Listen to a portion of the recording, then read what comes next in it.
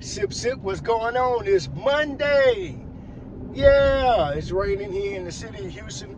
I'm on my way, but teach your kids to keep their hands to themselves. When fuck around and find out season don't work in your favor. So, apparently, it's been going on for about 2 weeks now. Two high school students get into an altercation, and one of the kids, who happens to be black, Karmelo Anthony, stabs Metcalf, Austin Metcalf, who happens to be a white kid, in the chest during an altercation, and Austin dies. Now, all of the racial undertones with the media, the posts, are coming forth. But this is what I would say about this. Teach your kids to keep their hands to themselves, because Austin apparently didn't listen when he was given a directive from the kid. The black kid, we'll just call the black kid versus the white kid, because that's what it is, and that's what the media is portraying it to be. They're portraying Karmelo Anthony to be some kind of demon. They got pictures of him with a gun, which happens to be an airsoft gun, at a party with 3 other white kids doing this. But they point out that he had a gun. Then there are videos of the twins, the Metcalf twins, with real guns, AR-15, assault-style rifles, but they don't say nothing about that. So that's real gun versus fake gun. So then they're saying that one of the other, the news outlets are reporting that this was just an altercation, and Metcalf was attacked by this kid who was sitting there minding his business, and all of a sudden, because he's black and he's a savage, and he was raised by 2 parents in a gated community, that all of a sudden he felt enraged and attacked the other kid. No, the report said, but see, none of this came out during the initial investigation. The report said that the track meet was halted. They were at a track meet, wasn't at a school, it was at a stadium. So the track meet was halted because of rain, lightning, and thundering. There were many schools, I guess, I don't know how many, but there were schools with tents in the stands, I guess to protect them from the sun and possibly the rain and the heat. So the kids were all gathering under tents. And if you've been to one of these events, kids just gonna run wherever. Adults do the same thing. They just go wherever when it starts to rain. So they don't care if they're supposed to be there or not. Everybody's trying to get out of inclement weather, big word. And so the kids were under the tent, sitting in the bleachers. And the report said that, this is the news saying, they just asked him to leave, and he jumped up and I guess stabbed the kid. Reports that they're not reporting is that from a father who was there and said, my daughters were under the same tent. I was watching the kids were there. Austin or Karmelo knew kids that went to that school. So he wasn't just sitting there, just being a stranger. He knew kids that went to that school. Oftentimes, when you suburb kids like mine, when they go to schools, all the kids don't go to the same school. Some go to his school, like for instance, Pearland High School, Dawson, Shadow Creek. So it's not unheard of that kids that go to junior high school go to separate schools, but they still know each other. So the kid was not just sitting there, he just willy-nilly just went and sat down and didn't want to give up a seat. The report from the father says that the kids came from across the track, both of the brothers. Now, if you know anything about self-defense, or if you know anything about fearing for something, or if you're in high school, Karmelo appears to be, he plays football as well as run track. He's a little fella. He's probably like 140. I would give him at the most 160. But he looks like a little defensive back or a little wide out. These other kids were linebackers, just like my son. They 200 pounds plus. You look at the fellas, one of them is 6 feet. Karmelo don't appear to be that tall, but he's sitting down. These kids are being the aggressor. The aggressor. And he told them, don't put your hands on me. So they both come over, and he gave the words, don't put your hands on me. But when you feel entitled, when you feel like, oh, I'm going to show you, regardless of the racial slurs, because one thing I know that kids nowadays, they all call each other the N-word. I've seen it with my own eyes. White, black, Mexican, Asian, Indian, whatever. Pakistani, they all call it. It's like a term of endearment. Big word. So this what they do. But it's when you put your hands on me after I told you, keep your hands to yourself. Just like the kindergarten teacher, the pre-K teacher said, we got to learn, boys and girls. Listen, boys and girls, keep your hand to yourself, and we're going to play nicely. But again, when you feel entitled, you can go and tell anybody anything. You can do anything you feel like you want to do. So, fuck around and find out. Actually fucked around and found out.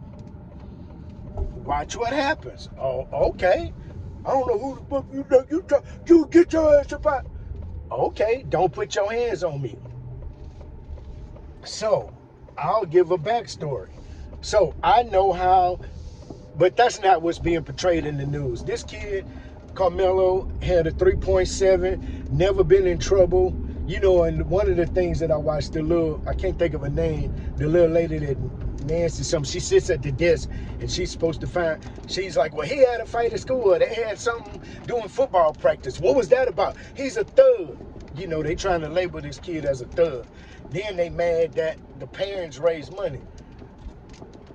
Okay, why is it that when what's the little kid's name that carried the AR-15 across state lines with a assault rifle that his mom bought him?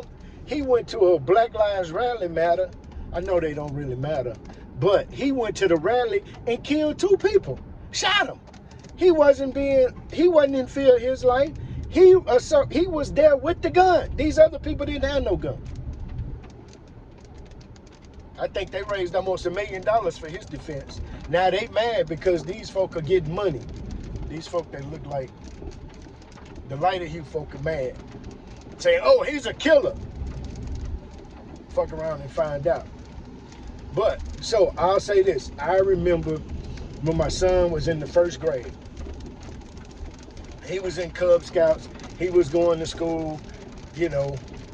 And so there were kids, and you know, a lot of times kids have sleepovers. So my son went to a sleepover. Another kid that looks like me and you, boys and girls.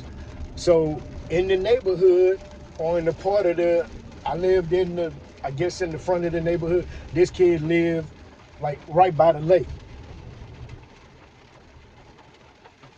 They wasn't in the gated part, but they were right there, okay? So they had maybe 4, 5, or 6 kids, or maybe between 4 and 6 young boys there that went to the same school. Some of them were in the same class, but I got a call. I knew the father. I knew the other kids from school. I've seen them. I've seen that. I wasn't on the personal, hey, how you doing? Let's chop it up type of time with them. But I did see them and recognize them. So doing this sleepover, bring our son over there. Me and the mother, me and my son's mother, my wife at the time, we bring our son over there. We meet the parents. I'm not gonna name any names. So we meet the parents, good parents. All right, same thing. Hey, when your boy come to my house, if he get out of line, you have my permission as his dad to get in his ass, to get in his donkey, okay? Because I know you're not gonna do nothing to my son that I won't do. You understand? We both want the same thing. When his son came to my house, he said, man, look, this little joker, get it. We got that understanding. So maybe by 9:30, I get a call. Guess we dropped the kids off maybe 6:37. They playing, they think it was one of their birthdays. We drop them off maybe like 6. We get a call about 9. Hey, Dad, what's going on? I see the dad's name. Boom, what's up? Hey man, I just want to let you know there was a situation. Well, what was the situation? Whoop, whoop, the whoop. The kids were upstairs in the game room, and I'm listening to them. I'm downstairs watching TV, but I can hear them. And, you know, but the situation was Mark Anthony, he punched somebody in the mouth. What? What happened? Don't worry about it, Dad. I took care of it. Well, what happened? Oh, they were upstairs playing. Woo, woo, woo. They were doing their thing. They all had something. I guess it was, you know, your son's turn to play. And the other kid, not this, lighter hued little kid, privileged, one of those fuck around and find out kids that don't want to listen when they say, keep your hands to yourself, boys and girls, or we need to play nice. It's time to share. One of those type of kids. So he said, hey, they were doing this, woo, woo, woo. It's your son's turn. And the other kid didn't like that and just snatched it out of your son's hand, or they had a pushing and shoving match and your son told them, hey, boom, boom, boom, fair warning, keep your hands to yourself.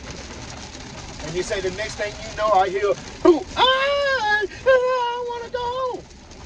Go home. He say, so I called the mom and they came and got him. He don't want to stay no more. Guess what? Because he can't have his way. Because I would always tell my son, man, you ain't got to put your hands on nobody, but don't let nobody push you around. You understand what I'm saying? So, only thing this message is to say to men, because it's Monday. It's Men Madness Monday, or whatever we gonna call it. This is for the men. Men, teach your kids to keep their hands to themselves, but protect them. And also, to you lighter here, folk, you lighter hue parents, dads, teach your kids to keep their goddamn hands to themselves. And when somebody say, leave me alone, don't touch me, ding, ding, ding, ding. Leave me alone, don't touch me.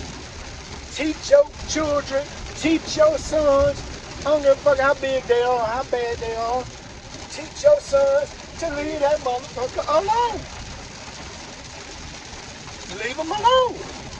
Now, I'm sorry, my heart goes out to the family, to the Metcalf family, but teach your kids to keep their goddamn hands to themselves. Leave people alone when they warn you and tell you. When they tell you. Just like my boy Jazzy say, hey man, stop pushing my buttons. Why? Guess what? Because all my buttons work. And you may hit the right one today. So, the message today is, boys and girls, teach your sons to keep their hands to their goddamn self. And to listen when somebody tells them, leave me the fuck alone. Okay? Now, back to our regularly scheduled program. It's raining here in Houston. And whatever y'all do today, I hope y'all prosper and be good and be glad in it. You understand what I'm saying? Ooh, that was a lightning strike. But y'all be careful out here. It's bad out here. Sip, sip.